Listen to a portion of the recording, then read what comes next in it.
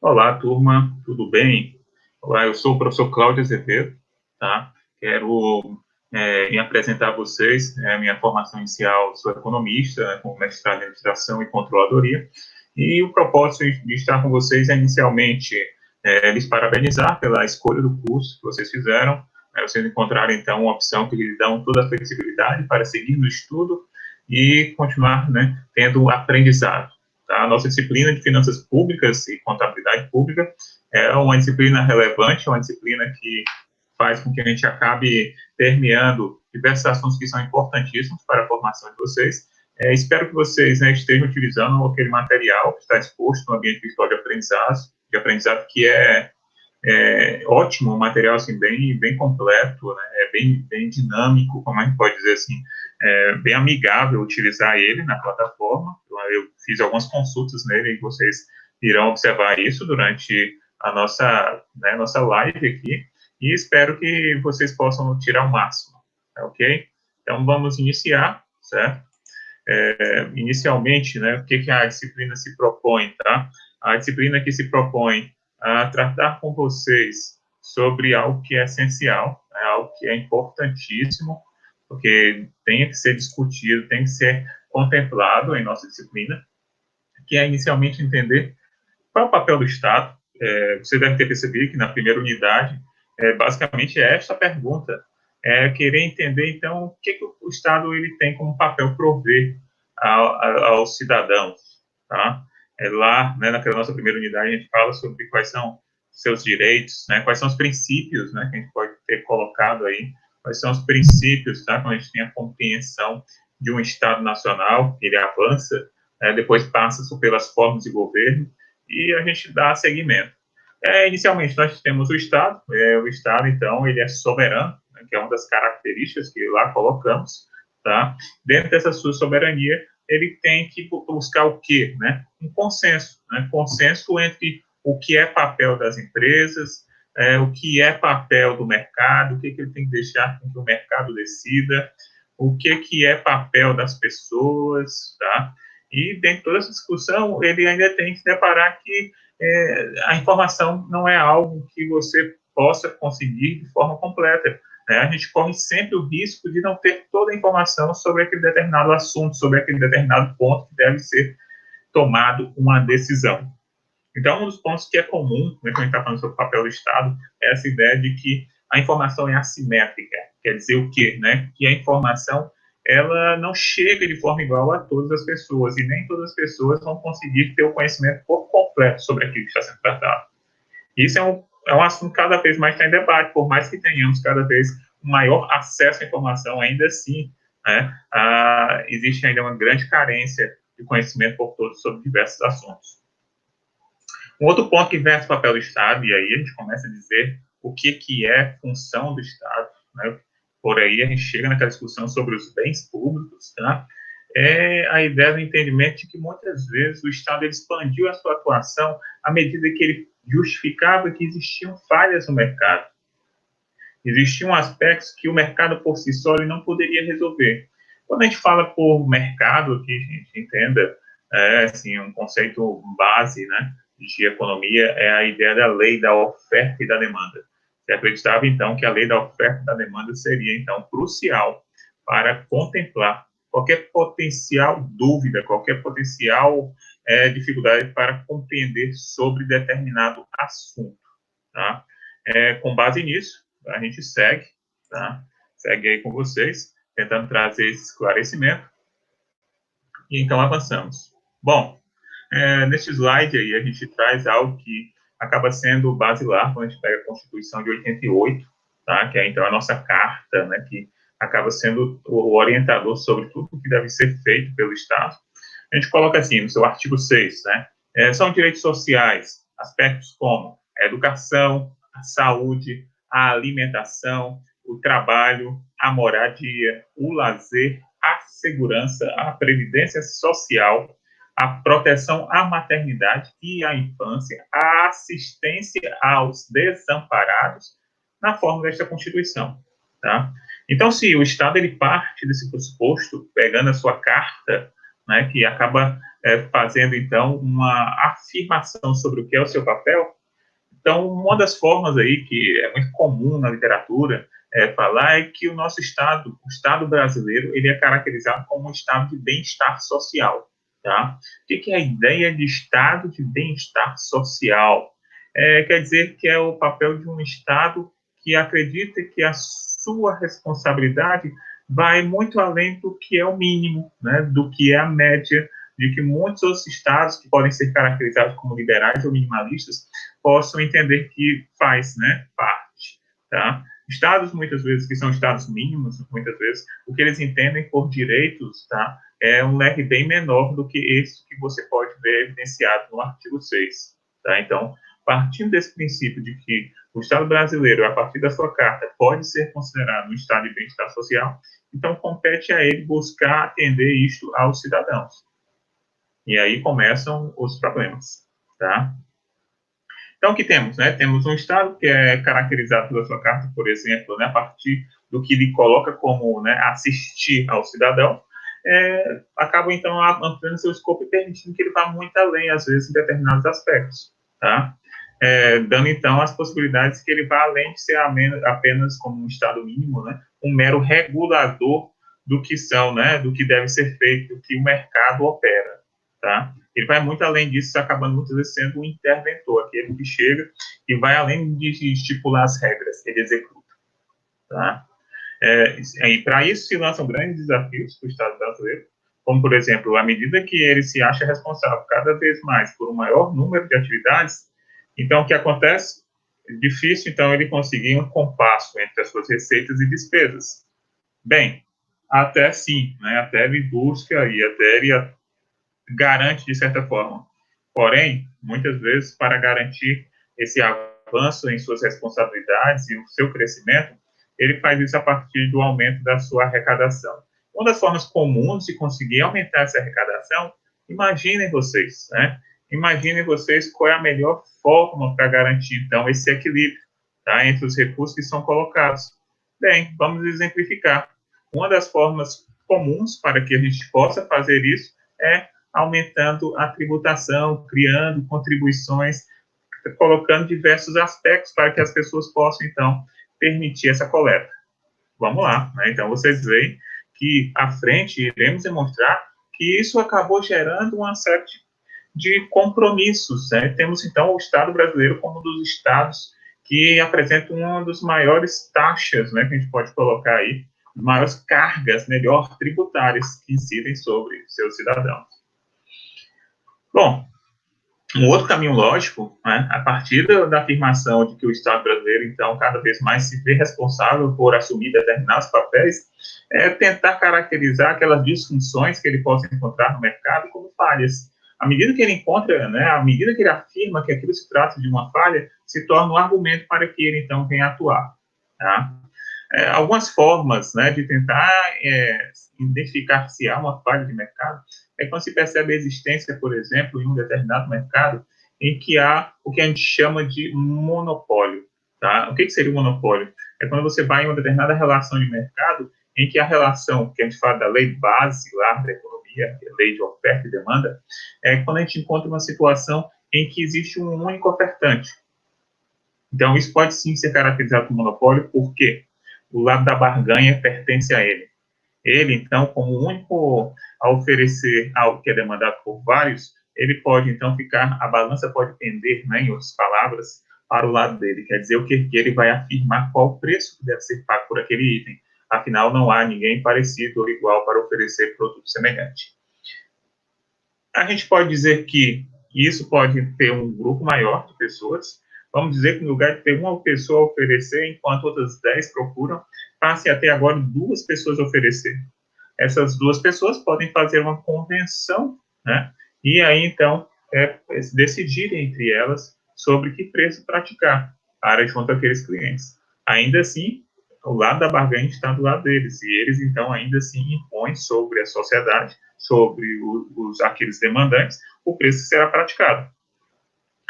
Porém, essa situação pode se inverter, né? Quando a gente fala situação se inverter, é dizer que isso muda para o lado do demandante, o lado do cliente. Quando são poucos os clientes, eles podem também afirmar. Exemplo, você tem um mercado em que está todo mundo a comercializar aquele determinado item, mas você é o único comprador naquele momento. Então, o que acontece é que aqueles que estão, aqueles diversos a oferecer, vão acabar lutando entre eles para conseguir um preço que satisfaça a sua vontade. Ou, unilateralmente, você pode chegar e afirmar que só paga determinado valor porque você percebe que o lado da barganha está seu. Então, percebemos que estrutura de mercado é um tipo de falha, né? Temos a figura do cartel, que o que é, por maior que seja o número de pessoas a oferecer determinado produto àquele mercado com diversos demandantes, ainda assim eles conseguem chegar a um consenso, né? Eles se associam, lógico, muitas vezes dentro da sua informalidade, pois isso pode caracterizar crime. E assim combinar um valor a cobrar pelos seus demandantes. Então vejam, né? E é só uma das várias justificativas para caracterizar, tá, gente, uma determinada situação como uma situação de falha de mercado, fazendo assim com que o Estado se justifique a querer exceder as suas responsabilidades até intervir naquela situação. Um outro ponto, né, que aí é falado também, é que, além dessa discussão sobre dizer quais são os direitos básicos do cidadão, né, segundo a Carta, nós podemos também afirmar, né, quais são os fundamentos quando a gente fala de República Federativa do Brasil. Tá? Os firmamentos, né, que a gente coloca o fundamento, são aspectos, por exemplo, assegurar a soberania, entender, então, que o Estado é soberano, ele está acima dos interesses das pessoas, do povo, tá? O outro conceito é o conceito de cidadania, de pertencimento, de responsabilidades e deveres daqueles que são, né, membros, tá? São constituintes, né, daquele Estado soberano. A questão, né, de um outro princípio, né, fundamental é o da dignidade da pessoa humana, e aí esse da dignidade podemos muito bem afirmar dentro daquele contexto que colocamos como quais são as garantias, né, de você ser cidadão, por exemplo, o que o Estado minimamente deve garantir que você tenha acesso. Seguindo, né, sobre os valores sociais do trabalho e da livre iniciativa, afinal, estamos inseridos em um Estado em que ele tem um sistema, uma economia colocada como economia de mercado, então a gente sabe da relação capital-trabalho, então devemos garantir que essas relações ocorram, tá? As empresas possam atuar e as pessoas possam trabalhar. Um outro ponto que é um dos princípios fundamentais da República Federativa do Brasil é a questão, né, que temos do pluralismo político. A ideia de que as pessoas podem se congregar, se reunir em função, por exemplo, de uma determinada similaridade, né, ou de uma determinada identificação, por exemplo, ideológica, que faz com que se organizem e venham a constituir, por exemplo, um determinado partido que tem uma ideologia. Então, os fundamentos básicos são esses, é importante, né, que saibamos, tá? Porque isso vai falar muito sobre quais são as garantias que podemos ter. E seguindo aí com vocês, né, turma, assim, um ponto também que a gente deve destacar aqui com vocês, avançar com vocês, é, por exemplo, uma discussão sobre as formas de governo. Vocês viram os princípios aí que colocamos, por exemplo, da República, né, que a gente coloca República Federativa do Brasil, viram, não viram? Será que existem outras formas de governo? Existem, tá? Vocês certamente sabem, tá? Mas, assim, tem um comparativo interessante, isso aí foi lá no material, né, que vocês fizeram a leitura, mostra, por exemplo, um choque, uma divergência entre dois países, duas nações, temos aqui, por exemplo, Estados Unidos e da Coreia do Norte. Eles se estruturam de formas diferentes, tá? Mas eles rivalizam, por exemplo, muitas vezes em função desse aspecto ideológico, político, tá? Das suas convicções. E aí, dentro desse debate, a gente percebe, então, que, por exemplo, a forma como o Brasil está organizado não necessariamente seja uma forma padrão para todas as demais nações. Seguindo aqui com vocês, isso aí é bem interessante, né? Esse material também, vocês viram lá no conteúdo que vocês acessaram, e aí mostra um pouquinho da evolução das ideias, como fosse o campo das ideias e como se pensar uma unidade de governo, um Estado, tá? Isso não é algo novo, vocês veem, então, que é antes de Cristo, já se tinha, podemos citar filósofos, pensadores, né, vamos dizer, cientistas, que já pensavam muito sobre qual era a forma de governo ideal para um país, né? Qual era a forma ideal de responder por uma determinada sociedade, tá? Desde Platão, que ele já coloca algumas formas de tentar compreender como esse Estado deveria se organizar, né? Como a timocracia, oligarquia, democracia, a tirania. E o interessante que vocês vão observar é que o que acontece é que à medida que as experiências acontecem, né, que a gente vai dizendo assim, e essas experiências estão pulverizadas entre diversos estados, né, diversos países, e vêm se constituir como país, as experiências são diversas e a literatura é vasta para tentar explicar, por exemplo, quais são as vantagens e desvantagens de cada modelo, cada forma de governo. Desde, por exemplo, é comum a gente fazer antítese quando vai caracterizar as formas de governo entre governos mais democráticos e menos democráticos, ou governo democrático e governo autoritário, tá? Entre democracia e ditadura. Bem, além disso, ainda é comum quando se fala de formas de governo dizer que determinado país, região, possui um modelo de governo democrático, mas que é alinhado com, seja um ideário econômico ou social, da direita ou da esquerda. Tá? Então, além das formas de governo aqui, ainda é comum convencionar essa ideia de um governo que, por mais democrático que seja, tenha convicções mais de cunho liberal ou conservador, por exemplo. Tá? E esse liberal, como falamos, quanto, por exemplo, muitas vezes liberdade econômica ou liberdade social. Falando aqui, né, né, falando aqui, então, a gente vê esse avanço. Como vocês perceberam, se passa por Platão, se passa por Aristóteles, e cada um deles vai trazendo sua contribuição na concepção de, por exemplo, né, a gente pode citar alguns aqui, um dos pontos aqui que cita, né, por exemplo, oligarquia, tá? Oligo, né? Lembra bem, gente, aquilo que a gente já tinha falado sobre uma falha. Lembrem que quando a gente está ali caracterizando, muitas vezes, um dos motivos que leva ao Estado intervir na sociedade é a questão de haver poucas pessoas concentrando boa parte da decisão. Quando se falamos de uma oligarquia, é caracterizado por isso. Pessoas, um número pequeno de pessoas que detêm boa parcela do poder para decidir aquilo que vai ser dado destino a uma determinada região. Tá? A democracia já, né, é uma outra ideia que no início, né, se entendia por uma degeneração, pois já não era mais uma forma de governo que seria pelas pessoas mais capazes, né, ou pelas pessoas de descendência, de nascença. Tá? A ideia da democracia era a ideia de que existia uma participação e essa participação tenderia a ser universalizada. Tá? Quando a gente começa as primeiras ideias de democracia, ainda não se tinha a ideia de universalidade. Tá? A igualdade era entre poucos, e esses poucos, que era então um contingente maior do que se comparado a outras modalidades de escolha de governo, ainda assim eram poucos bem selecionados, né, bem restritos, mas que já representavam um avanço comparado com os modelos de governo. Até chegar na ideia que a gente tem hoje, né, de universalidade do voto. Bom, avança-se aqui, se fala então, se faz paralelo com outras formas de governo, como por exemplo, da figura, né, que se coloca, por exemplo, em Aristóteles, né, quando a gente cita aqui entre 384 a.C. até 322, um dos apontamentos aqui que ele coloca é a ideia de existir a figura, a defesa de uma aristocracia, tá? E a ideia de aristocracia talvez seja bem interessante conseguir caracterizar essa forma de governo pelo adjetivo, né? De muitas vezes uma pessoa chegar e dizer assim, olha, aquela pessoa tem um ar aristocrático, a ideia de dizer que aquela pessoa tem um ar de nobreza, um ar de seleção, né? Um ar de superioridade, tá? E aí dentro dessa ideia de aristocracia se acreditava então que o poder deveria estar concentrado na mão dos mais poderosos, né? Na mão daqueles que tivessem, por exemplo, suas maiores conquistas ou maior influência, tá?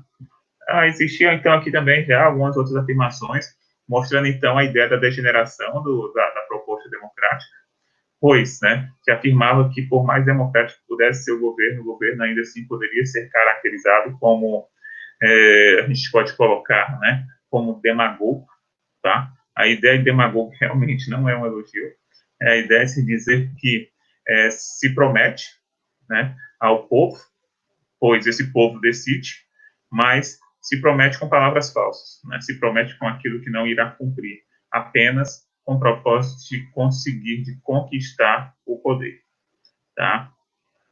Existe também um outro termo, né, que é colocado, palavra, né, a gente tem ali oclocracia, né, uma palavra que vem do Políbio também, né, que também mostra isso, de aquele negócio que, no popular, né, o pessoal afirma de falar para a multidão, né, jogar para a plateia, tá? Muitas vezes promessas que se sabe que não serão cumpridas, e ainda assim a plateia compra aquela ideia, mesmo sabendo que não receberá aquele produto. Temos aqui, então, um avanço, vamos avançando por outras formas de governo. Então, vocês veem, então, que o conceito de democracia não é antigo, mas ele evolui. À medida que as experiências passam e elas se acumulam. Temos, então, discussões, por exemplo, Maquiavel, né, então, a discussão ali, naquela época, já estava bem ampliada sobre a formação dos estados, né, de alguns estados nacionais, e na constituição desses estados nacionais, querer saber, então, qual seria a melhor forma de governo que fosse, que trouxesse, né, maior resultado ou êxito para aqueles estados que estavam a se compor, tá? E aí, naquele momento, passamos por experiências, né, e percebendo, por exemplo, a existência de, por exemplo, ideias de se convencionar modelos de governo conseguissem ser um misto entre a figura de um rei, a figura de uma rainha, mas com autonomia, por exemplo, de determinados gestores que seriam selecionados pelo grande público para tomar decisões, enquanto fosse de competência dos reis, das rainhas, fazer uma figura representativa, que eu digo, né, uma figura mais figurativa, né? Pronto, figurativa, certo? E isso podemos trazer até hoje, por exemplo, na existência, né, de um parlamento na Inglaterra, vamos dizer, de pessoas que são escolhidas pelo povo, mas ainda assim existindo uma monarquia que é puramente para dar uma noção de, por exemplo, unidade entre os diversos países que compõem aquele reino, ou, de certa forma, tem uma aproximação, que se organizam em função da existência de um monarca, tá? Então, mais uma figura figurativa, mais assim, uma pessoa, um modelo de governo que é mais figurativo do que propriamente tem poder de decisão sobre algo. E vamos avançando aqui, né, passando por Bodin, passando por Hobbes, né, passando por Vico.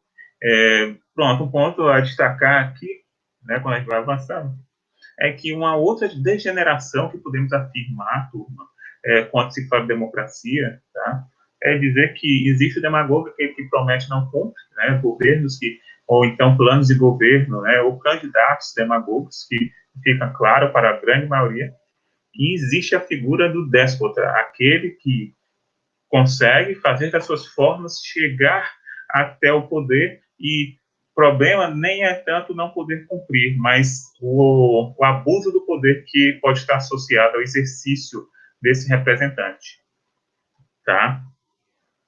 E aí, nesse mesmo período, Montesquieu, já assim, então, tinha diversos pontos, e apesar de existir governos com maior ou menor participação das pessoas, ainda assim tentar compreender e não deixar centralizado na figura de um representante decidir sobre tantos aspectos. Assim se separam os poderes, afirmando que, apesar de termos representantes, esses representantes eles podem desempenhar diversos papéis e podem, então, a gente fazer com que se restringe a determinadas funções. Podemos dizer, então, que com a separação de poder criamos, então, a figura de um papel executivo, um papel legislativo e o judiciário, por exemplo. Em alguns países, por exemplo, a ideia de se escolher, né, um judiciário é uma ideia que não é decisão de poucos, mas tem a participação de um bom aspecto da sociedade.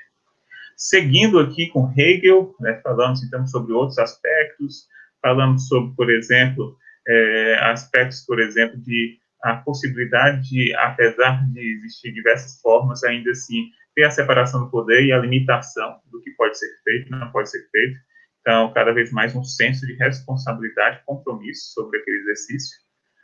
Podemos chegar aqui em outras contribuições que eram tidas como revolucionárias para o seu período, como, por exemplo, Marx, né, afirma, por exemplo, que a preocupação não pode se restringir à forma de governo, mas sim a sanar com um grande conflito, que é a questão da divisão vamos dizer assim, a divisão de classe, tá? você acaba até rompendo com um dos nossos princípios, tá? Lembrem, quando falamos sobre os fundamentos da República Federativa do Brasil, assegura que existem esses papéis, o que compete ao Estado é garantir que eles possam agir, né, sem o impedimento de uma parte ou outra. Chegamos em Bobbio, né, que ele então chega nessa ideia de existir, por exemplo, um governo reformista, né, revolucionário, a ideia de dizer que muitas vezes esses governos estão sempre em ascensão e querendo revolucionar com práticas antigas, quase que na ideia de romper com diversas práticas que já não são aceitáveis ou toleradas. E aqui a gente até colocou também, olha, mostrando que essa discussão sobre forma de governo, ela tem uma literatura que é vasta, tá? Até, por exemplo, se você pegar, né, somos um país de maioria cristã, se você pegar, por exemplo, a Bíblia, você verá que essa discussão de forma de governo ali também existe. Quando, por exemplo, diante de Samuel, o profeta, né, as pessoas que representavam aquele povo, Israel, começaram, então, a ser influenciados pelos outros reis, os outros povos que estavam ao seu redor, e pressionam, então, para que seja instituído sobre eles a figura de um monarca, de um rei, que pudesse, então, reger poder sobre eles. Seria o soberano deles, tá? Ali eu acho muito importante, até durante a leitura, vocês perceberem que quando ele fala isso, ainda fica bem claro que, independente, né, se esta é a forma de governo, existe toda forma existe seu ônus, né? Não é só benefício quando se opta por uma opção ou outra, tá? O ônus, por exemplo, ele que diz que de tudo seria dado tributo, os seus filhos, suas filhas seriam muitas vezes tomados ou convocados para servir, né, àquele monarca, e que não pararia por ali, então, todas as necessidades e obrigações que passariam a ter aquele povo junto ao seu soberano. E quão recente, quão atual isto é, né? Querendo ou não, vivemos um governo democrático e, querendo ou não, por existir um Estado, nós temos, então, que repassar, né, uma parcela de nossos ganhos para uma manutenção e a garantia desse Estado soberano. Seguindo aqui com vocês, tá? Aí é só um exemplo também retirado lá do material, vocês vão observar na leitura do material, em que se fala, por exemplo, que são países, né, nações tão próximas, mas que têm as suas pequenas nuances, as suas pequenas diferenças, como, por exemplo, como é que é essa atuação dos poderes, da estrutura, né? Vamos pegar de um dos poderes, não estou falando do executivo, não estou falando do judiciário, por exemplo, estou falando do legislativo. Por exemplo, no Brasil se tem a ideia de que o legislativo ele funciona de forma bicameral, né? Quando a gente fala de bicameral, é dizer, então, que as decisões passam por duas esferas, né? Quando fala de legislador, né? Do legislador. Já em Portugal, né? A gente pode dizer, então, um país que tem tanta influência, né? Tanto influenciou a nossa formação, nosso modelo de pensar, nação, ele já é unicameral, né? Que tem só a figura do parlamento, e esse parlamento, então, acaba agindo, legislando sobre tudo que acontece. Seguindo, ainda na nossa unidade 1, a gente fala sobre quais são os papéis da administração pública, tá? Como é que essa administração pública funciona, né? Como é que ela entende qual é o papel dela, no que agir, o que ela tem que oferecer para esses cidadãos. Afinal, ela, por exemplo, ela tem muito, né? Para ela funcionar, ela depende do tributo, né? Ela depende da contrapartida do cidadão, tá? E aí, ao falar sobre isso, essa figura ela representa muito bem como é que funciona esse Estado, né? Como é que ele trabalha esses recursos.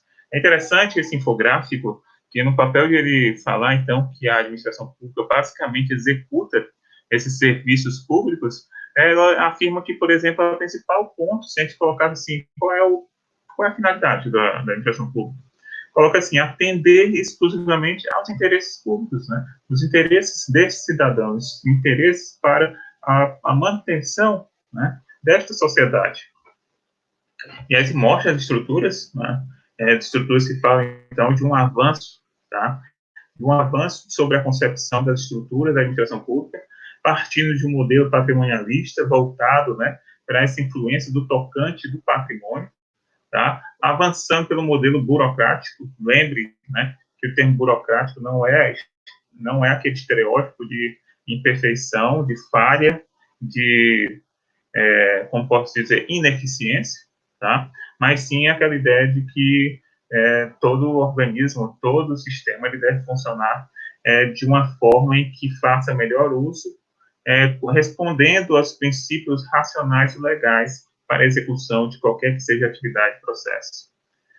Por fim, se fala de um modelo gerencial. Quando avançamos para o modelo gerencial, cada vez mais no entendimento de que o Estado também tem que ser eficiente. Não é só as empresas, né, privadas que estão no mercado que devem ser eficientes. O Estado também deve ser eficiente e tem que responder pelos seus atos de gestão.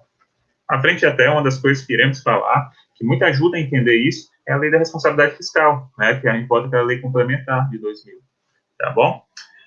Forma de se organizar, né? Como a administração pública se organiza. Um dos pontos que é colocado é que existe, né, a ideia da organização que funcione de forma direta ou centralizada, aquilo que realmente é a necessidade de uma estrutura para o seu funcionamento sobre todas as suas esferas, como falamos da separação dos poderes executivo, legislativo e judiciário. E falamos da administração indireta, né? Quando a gente fala dessa administração indireta, é dizer que muitas vezes se instituem outras entidades, órgãos, para cumprir determinados papéis, que esses papéis podem muito bem, né, por não ser uma atividade direta centralizada, ser feito por terceiros. Pode ser, então, ser delegado a outras organizações que não necessariamente sejam organizações, por exemplo, como podemos dizer, sem fins, né? Vamos dizer, então, que pode ser, sim, uma organização de direito privado que possa ser subcontratada para prestar aquele determinado serviço para o Estado. Quais são os princípios? Né? Os princípios que podemos aqui citar são princípios como da impessoalidade, né? Então, mostrar que não se personifica e o Estado não pode ser, então, a figura de uma pessoa. O Estado deve ser impessoal, até para evitar, por exemplo, favorecimentos, entre outros aspectos. Legalidade é um outro princípio de que tudo que for ser feito ali responda aos princípios de justiça, de lei, tá? Eficiência, né, algo que já tínhamos falado, por exemplo, quando falamos do avanço da concepção das estruturas, tá? A ideia de que, então, o Estado ele tem que responder sempre com uma entrega, por exemplo, de um serviço que agregue mais valor do que custe, tá? Que consiga entregar mais do que consumiu de recursos, por exemplo. Princípio de moralidade, que, né, seja o ator, né, que representa, que desenvolve determinada atividade, tá? Ou as próprias organizações que assim se entendam também, devem responder a um princípio de moralidade, fazer aquilo que é moral, né? Não agir com imoralidade, com mau uso dos recursos, com desrespeito ao cidadão. E, por fim, o fim da publicidade, né, que hoje a gente vai fazer um paralelo comparando com a ideia da transparência. Hoje se fala muito de transparência, de que tudo que o Estado faz, ele deve ser de conhecimento do povo. As pessoas têm que ter o direito de chegar lá e consultar para saber, então, como está sendo feito o uso, tá, destes recursos.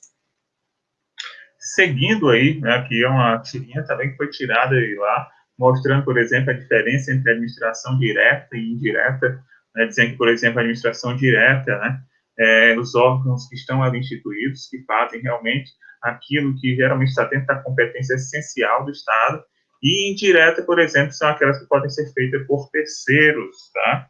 Que muitas vezes pode ser, então, parte do papel.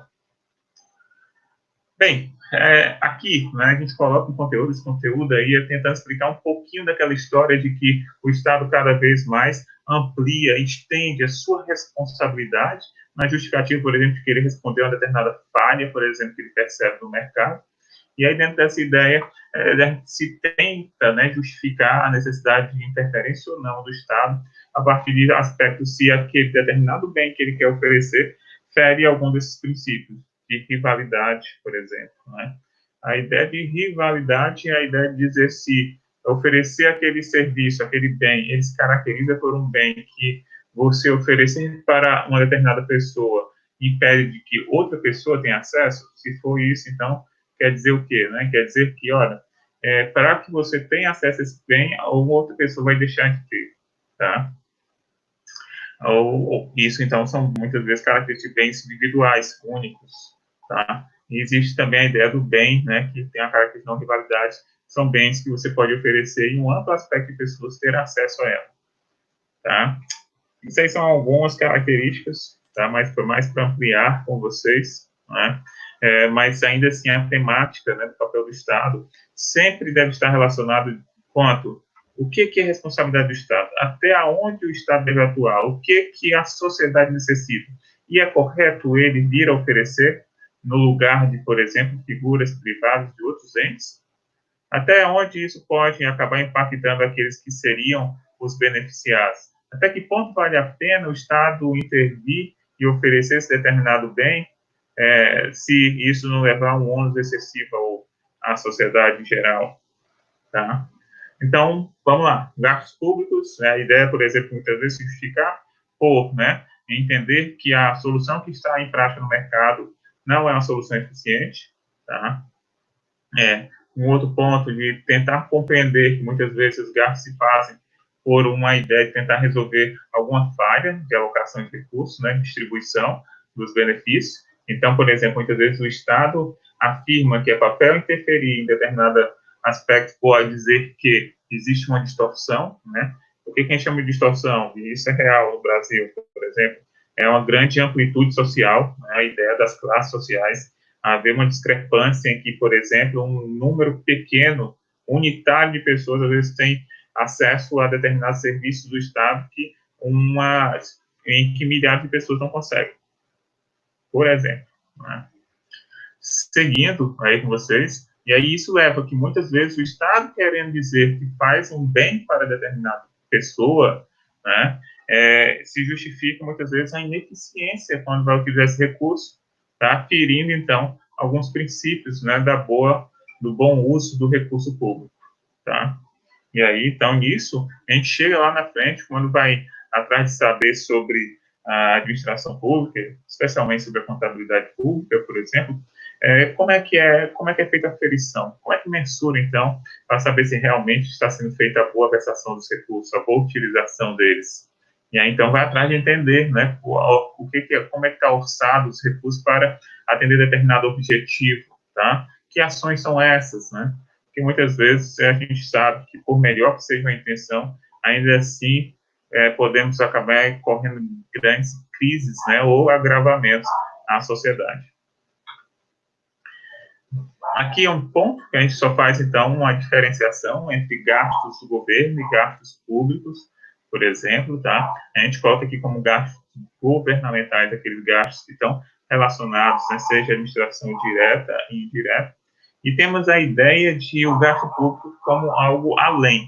Aí, quando colocamos assim como algo além, é dizer que, por exemplo, é quando esse gasto vai para além das atividades de operação da administração pública, tá? Como, por exemplo, os gastos com empresas estatais.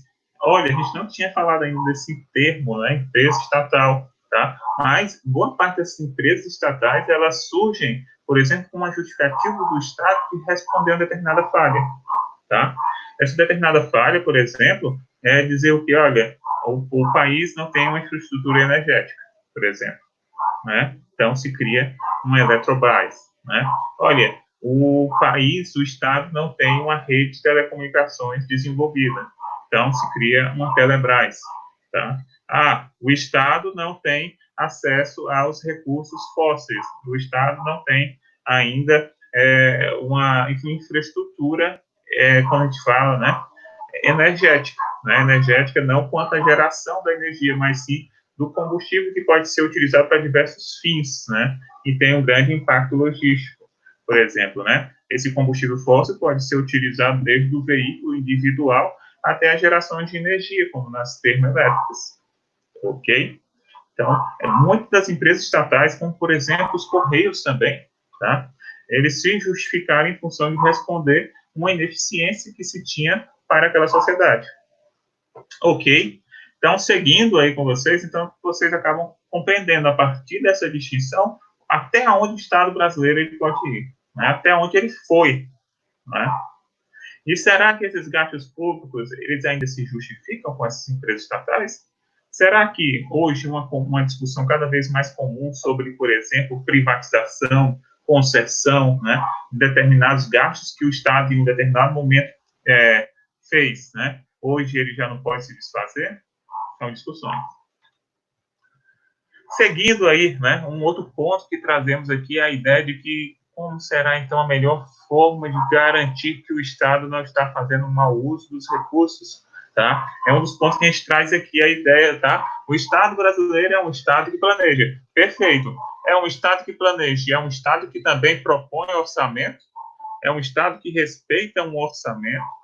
E o que é o orçamento? O orçamento é uma ferramenta de controle, gente. O orçamento é uma ferramenta que auxilia, por exemplo, sobre se o Estado ele quer ter aquelas conquistas, se ele quer beneficiar o seu povo, ele deve planejar. E se ele planeja, ele deve instituir um plano de ação. Se ele tem um plano de ação, ele deve ter recursos que estão alocados para aquele plano de ação. Tá? O orçamento ele serve muitas vezes para dizer, olha, se você quer fazer isso, eu tenho essa dotação, eu tenho esses recursos que podem ser direcionados para este fim, tá? E aí, como isso é representado, né?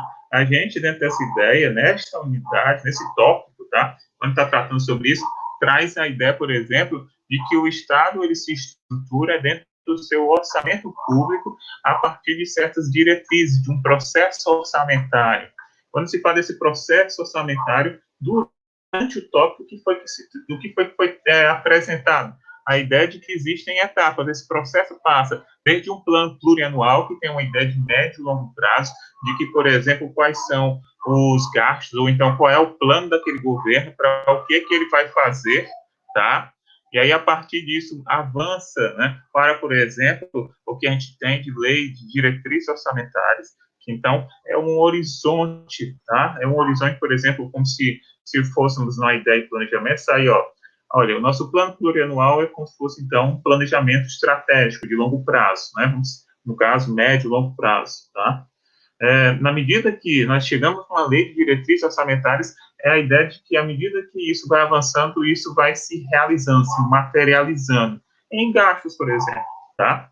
Então, plano plurianual chega no médio, né, vai se materializando a partir de programas, né, que vão ser, então, sinais de como ele pretende alcançar aquele determinado objetivo, tá? E isso, então, chega até a execução no ano sobre a aprovação da destinação dos recursos para a realização daquele programa.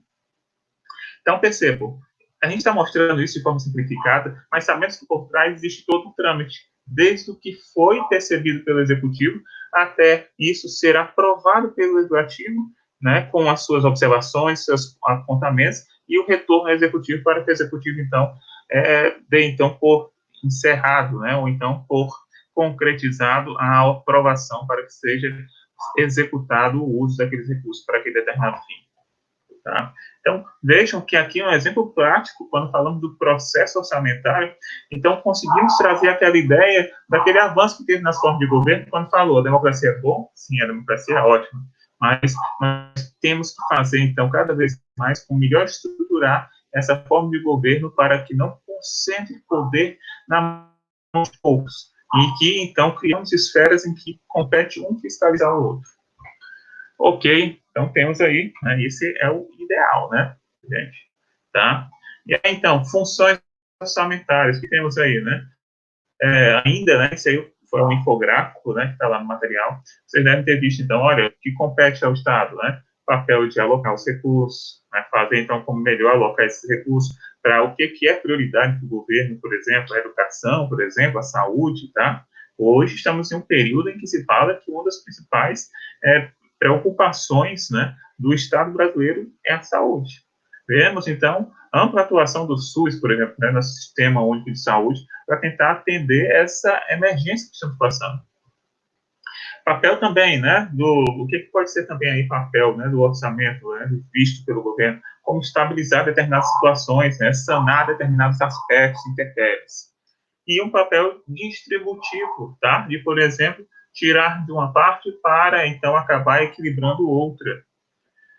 Princípios orçamentários, para que a gente possa, então, aí, estar fechando esse bloco, tá? Para a gente estar fechando esse bloco, Essa ideia de princípios orçamentários traz a ideia de que o orçamento tem que respeitar a unicidade, tem que ser um único orçamento, não pode ficar dizendo que depende, não existe esse relativismo, tá? Universalidade, né? Conseguir trazer uma comunicação que universalize o entendimento e como isso irá se materializar entre todos os envolvidos.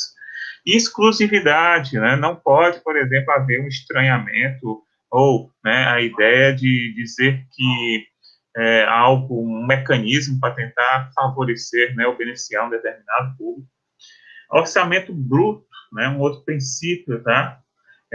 Tentar entender, né, a ideia entre o bruto e o líquido, o que é destinado e após o que fica, né, à medida que vamos, então, incidindo, certo?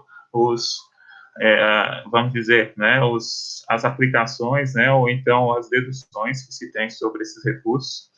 Transparência, aquilo que já tínhamos falado sobre a ideia da publicidade, cada vez deixar essa informação mais acessível, pois não compete apenas a separação de poderes entre estes, fiscalizar um outro, cada vez mais o cidadão está empoderado para também ter essa responsabilidade, tá? Temos aí também não vinculação, né, de tentar fazer, então, com que a gente não possa, por exemplo, né,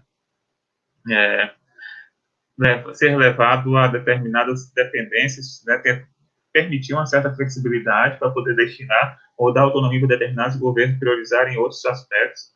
Descentralização, né, ter um entendimento também que, quando se fala de poder executivo, esse poder executivo também tem as esferas, como, por exemplo, federal, né, a gente fala estadual e municipal, por exemplo. Descentralizar, isso que a gente falou, responsabilizar também as suas partes, né, com as suas consequências, né, cada uma dessas esferas, e simplificar, né, permitir a compreensão de todos sobre o que está sendo tratado. Seguindo, então, turma, o que mais temos aqui a falar com vocês, né, nós temos aqui um ponto também sobre a compreensão, né, a gente colocou ali apresentado atrás, aqui especialmente o que queremos falar é o ciclo orçamentário, por exemplo, temos que o plano plurianual, quando, por exemplo, assume um novo governo, ele é pensado durante aquele primeiro ano, pois aquele primeiro ano, muitas vezes, é a conclusão de um outro governo, tá? Ele é, então, submetido, tá? Então, passa pelo Congresso, pelas esferas, por exemplo, para ser aprovado ou para, então, né, sofrer alguma indicação, algum indício, pode ter lá, fazendo com que seja necessário algum ajuste. A sua execução, então, que é a partir do segundo ano até o primeiro ano do próximo governo, e garantir os mecanismos para garantir que aqueles recursos estão sendo feitos, a boa aplicação deles. Bom, eu coloquei esse bloco aqui para falar com vocês, mas para compreensão do quê, né? Lembra que a gente falou que o papel do Estado, por exemplo, no Estado brasileiro, é um Estado expansivo, é um Estado cada vez mais presente. Então, a gente também lembra que quando estávamos conversando, falamos da preocupação que há, né, de que esses gastos podem expandir à medida que se justificam em função de atender uma determinada pessoa, um determinado público, uma demanda. Então, isso pode levar ao surgimento de um descompasso, né, um descompasso entre receita e despesa, tá? O conceito de déficit, por exemplo, ele está muito relacionado à explicação do quê? Quando os teus gastos, né, quando as tuas despesas superam as suas receitas, então tu fica negativo, lembra do sinal negativo. Quando as suas receitas superam as suas despesas, é o contrário, tu tem um superávit, tu está positivo, tu tem uma diferença positiva de um ano para o outro, por exemplo, tá? O outro ponto importante, gente, né, o ponto que a gente chama de dívida. Qual a diferença de déficit e dívida, tá? O déficit, perdão, né, ele pode estar, então, discriminado, por exemplo, a um fato bruto, sem descontar, por exemplo, as despesas financeiras, tá? O déficit ali, ele é uma conta sobre o primário, sobre aquele primeiro cálculo que você possui. À medida que você faz as deduções, os descontos, por exemplo, das despesas com juros, com dívidas, tá? Você pode, por incrível que pareça, sair de uma situação de superávit para déficit, né? Mas é muito comum falar isso do governo. Temos dívida, tá? Quando falamos de dívida aqui, turma, né? O que nós temos a compreensão, né? A compreensão é que realmente a dívida, tá? Ela pode ser utilizada para sinalizar, então, após pagamento de juros e outros descontos, tá? O que restou e como, então, você fará nesse segundo momento para ajustar, tá bom? Basicamente, eu queria fazer essa diferenciação, tá? Pronto, né? Aqui a gente tem um negócio que a gente tem que tratar, que é a lei da responsabilidade fiscal. essa lei da responsabilidade fiscal vai ser muito importante até para a compreensão dessa expansão dos gastos públicos. Veja, a gente está num momento agora que se está dizendo assim, né, muitas vezes, o que se percebe é que, sim, temos que tratar um problema que é este problema da pandemia. Ok, tá? Mas muitos entes estão aproveitando dessa situação para justificar o esquecimento da lei da responsabilidade fiscal, dizendo assim, né, isso é um fato excepcional. Né? Venhamos a desconsiderar a responsabilidade fiscal nesse momento? Não, né? Bem, isso aqui é um dos pilares, tá, da sociedade, que é o da responsabilidade fiscal. Imagine muitos governos se justificar em função de uma emergência e ter o descontrole das suas contas. Isso, o país conhece essa experiência. Isso gerou inflação, isso gerou crises, isso gerou perdas sociais. Até que ponto, então, estamos abertos a renunciar, por exemplo, ao controle fiscal para a solução de um problema? Okay? Então, não é dizer que deve-se ignorar o problema, tá? A discussão aqui é que muitos estão agindo de forma irresponsável, sabendo, então, querendo usar a oportunidade para fazer má versação dos recursos, tá, ok? Então, há como fazer uso dos recursos sem ser irresponsável. Outro ponto aqui mostrando, por exemplo, como é que os orçamentos avançaram, a ideia de orçamento que estávamos falando atrás avançou, né? Se tinha grandes falhas, grandes erros que, por exemplo, os orçamentos eram feitos e muitas vezes desrespeitados durante a sua materialização, e isso avançou muito quando a gente coloca, por exemplo, a Constituição de 88, né, que estipula um maior controle, maior rigor, tá, por parte do Legislativo sobre o que a União coloca como gasto. Ok, né, a gente avança aí a unidade 3. Né? A unidade 3 aqui, basicamente, a gente vai fazer, então, uma revisão final com vocês, tá? A unidade 3, ela começa falando sobre a importância da contabilidade, né? Contabilidade pública, mesmo não sendo a nossa ênfase, a nossa disciplina, é importante o conhecimento sobre ela, tá? A contabilidade pública avançou muito e contribuiu para que sejam feitas as mensurações, os controles, para saber qual é a real situação do governo, tá? A real situação das contas, independente da esfera. Ela dá uma informação importantíssima para conseguir poder, por exemplo, ter uma avaliação objetiva sobre aquele governo, sobre aquele ano, tá? E ela é fundamental para o que a gente vai falar na frente sobre o lei da responsabilidade fiscal. Um outro ponto que fala nessa unidade é sobre a importância dos contratos administrativos, até porque a gente falou sobre a administração direta, a administração indireta, e quando falamos da administração indireta, entendemos que tem atividades que podem ser feitas por terceiros, e esses terceiros, muitas vezes, fazem ela a partir de contratos. E esses contratos têm que estar bem estruturados para que cada uma das partes saiba qual a sua responsabilidade, para que nenhum seja responsável durante, pois haverá consequências. Aqui mostramos apenas uma evolução de como avançou a ideia, né, que se tem de sistema tributário, né, quando se fala de Brasil, tá? Esse sistema tributário avançou e vários ajustes foram feitos para tentar compatibilizar, por exemplo, o que compete a cada uma das esferas. Mas, infelizmente, o que também podemos falar sobre o sistema tributário é que, por mais avanços e ajustes tenham sido feitos a ele, cada vez mais a carga que incide sobre o brasileiro é maior, infelizmente. Com vocês, né? Pronto, um ponto importante aqui. A gente chega como se fosse no terceiro tópico da unidade 3, tá? Nós revisamos aqui a unidade 1 e 3, tá? Na unidade 3, quando falamos sobre a lei da responsabilidade fiscal, a gente fala que ela não tem relação com, por exemplo, a gente não pode dizer que uma substituiu a outra. Ela não substituiu, por exemplo, a lei, né? Que a gente coloca a lei número 4320 de 64, tá? A lei de responsabilidade fiscal, a lei número 101 de 2000, no caso, ela vem a colocar mais controle sobre a gestão, sobre o papel gestor gerencial daquela figura pública, né, aquele representante, tá? Colocando sobre ele as consequências de qualquer ato, né, irresponsável por sua parte. E isso é um dos pontos que estávamos aqui trazendo a discussão. Hoje, né, a gente está aqui numa votação sobre uma liberação de recursos para os governos estaduais, correndo um grande risco de, por exemplo, a União, por exemplo, se responder por irresponsabilidade. Ou então esses governos também, à medida que já não possuem mais recursos, serem também responderem por isso, tá? Apesar de estarmos em uma situação de calamidade, ainda assim, devemos ser responsáveis com uma boa utilização desses recursos, devemos responder por eles, se não hoje, depois que passarmos por esse problema. Então, temos aí, né, então, não podemos dizer que um substitui o outro, na verdade, eles se complementam, tá? E havendo algum conflito entre algum aspecto do critério, prevalece aquele que é o mais recente. Então, prevalece a lei complementar número 101 em detrimento da lei 4320, quando há alguma divergência entre o que um e o outro orienta.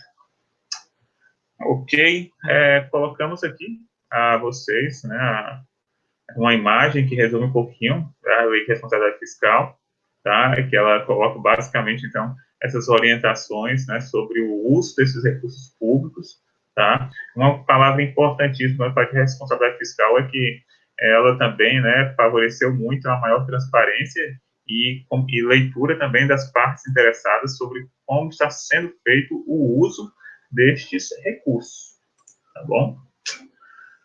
Bem, a gente lembra aí, então, que essa lei da responsabilidade fiscal, ela tem consequência, ela é realmente, né, é utilizada, tá?